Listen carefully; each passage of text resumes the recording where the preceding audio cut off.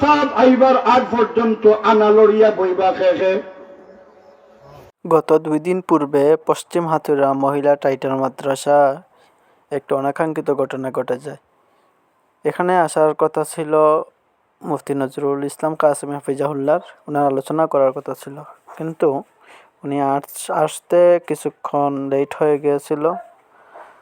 পরবর্তীতে যা হলো এবং উনি আসতে দেরি হওয়ায় কমিটি পক্ষ থেকে একজনকে দাওয়াতি মেহমানকে আলোচনা করার জন্য অনুমতি দেওয়া হয়। আপনারা ওনার আলোচনা শেষ পর্যন্ত শুনবেন। উনি প্রায় 2 মিনিট কম 1 ঘন্টার মতো আলোচনা করেন।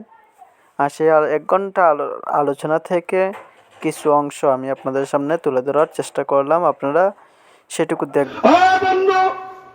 সময় শেষ, সাহাবাইরা আমার লোকে আপনারা সাপ আইবার আগ পর্যন্ত আনা লড়িয়া বইবা খেয়ে। ইন্না লিল্লাহি।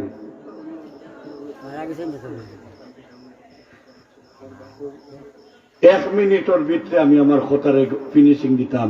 আপনারা আমার মা তখন বেইন খতা ওখান বুঝবা লাগিয়া যারা তৈয়ার আছেন এরা আরো একটা তেলাম আর সাপ আইছেন ফিরোর বাজার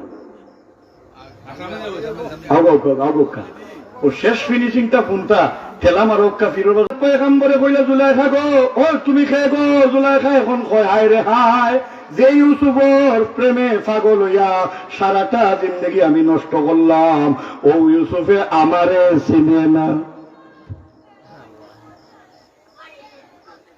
এই বাচ্চিও না আমারে চিনে মাতুই না কেন? এখন কোকাছেন তাই দুঃখ বাড়ছে না কমছে? এমনিও আগর সৌন্দর্য নাই, গালর গ্লেজ নষ্ট হয়ে গেছে। আগর তো 32 দাঁত একটা মুক্তা লাগান আছিল, এখন একটা একবারে ফুকে খাওয়া লাগান মাতুই না কেন? আর ওলা দোলা হয়ে রয়েছে রং রূপ কোনটা কোনটা।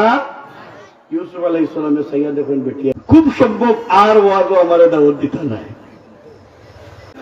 বন্ধু সময় শেষ, সাহাবাইরা আমি সেদিকে যাচ্ছি না, হুজুর কোন বিষয়ে আলোচনা করেছেন, কথাবার্তা কোন দিকে নিয়ে আসেন, এদিকে আমি এই নিয়ে আমার কোনো কথা নেই। এবং কমিটির পক্ষে বিপক্ষে, হুজুরের পক্ষে বিপক্ষে আমার কোনো মন্তব্য নেই। এখানে শুধুমাত্র এই কথাটা আমি বলতে যাচ্ছি যে আয়োজন করা হয়েছে একটি ওয়াজ মাহফিল মহিলা মাদ্রাসার।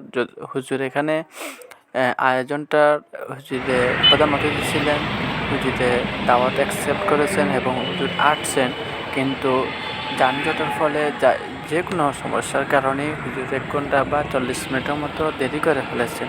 তখন কথা হলো হুজুর এইটা দেরি হতেই পারে স্বাভাবিক, কিন্তু হুজুর যখন চলে আসছে তখন আর ওনাদের কাল বিলম্ব করাটা উচিত হয়নি।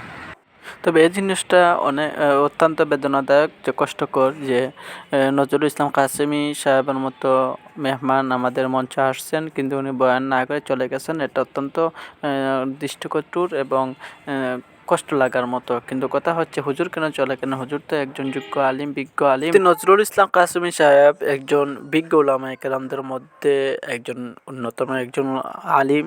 তিনি স্বাভাবিকভাবে এরকম স্টেজ থেকে কোনোদিনও আজ পর্যন্ত এরকমভাবে চলে যাননি বা আমরা কখনো দেখিনি। এখন কথা হলো যে যিনি বয়ান করতেছিলেন উনি হুজুরের কাছ থেকে 2-3 মিনিট যদি সময় নিয়ে থাকেন তাহলে উনি কত সময় নিছেন। সেখানে যে লোকগুলা ছিল কয়েকজনের মন্তব্য দেখেছি, উনার কমেন্ট করেছে যে হুজুর একবারে বেশি সময় নিয়েছেন এবং টাকা পয়সা যে পরিমাণ তুলতেছেন যেটা উনি পরে করলেও পারতেন।